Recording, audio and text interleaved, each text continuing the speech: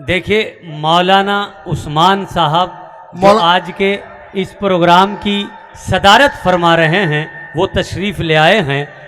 तमाम इंतज़ामिया की जानिब से खैर मकदम है, स्वागत है, इस्तकबाल है साहिब सद्र का।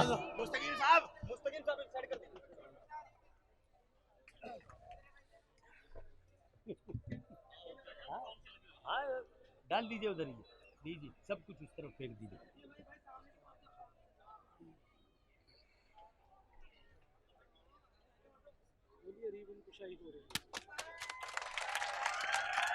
मौलाना उस्मान जिंदाबाद, मौलाना उस्मान मौलाना उस्मान। शरीफ साहब यहीं बैठ जाइए, मैं फिर से आवाज दूंगा, फिर आना।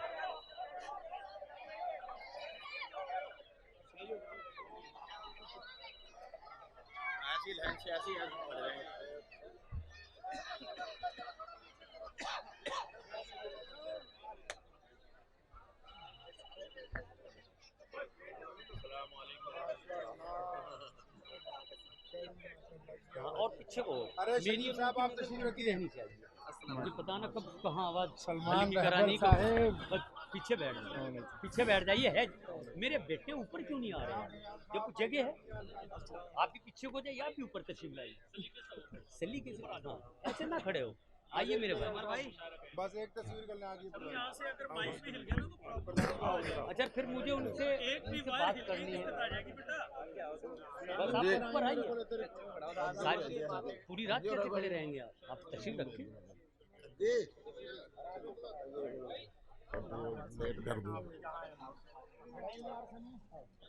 देखिए,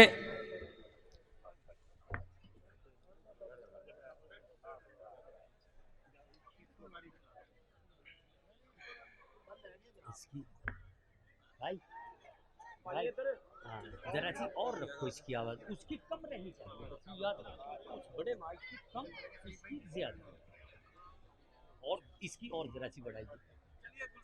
हाँ ठीक है, जी जी मैं आ रहा हूँ। देखिए मोहतरम दोस्तों, अभी अभी जो दिलकश मंजर आपकी निगाहें देख रही थी, यकीन कीजिए कि वो मंजर, वो दृश्य बार बार और हर रोज नजर नहीं आते।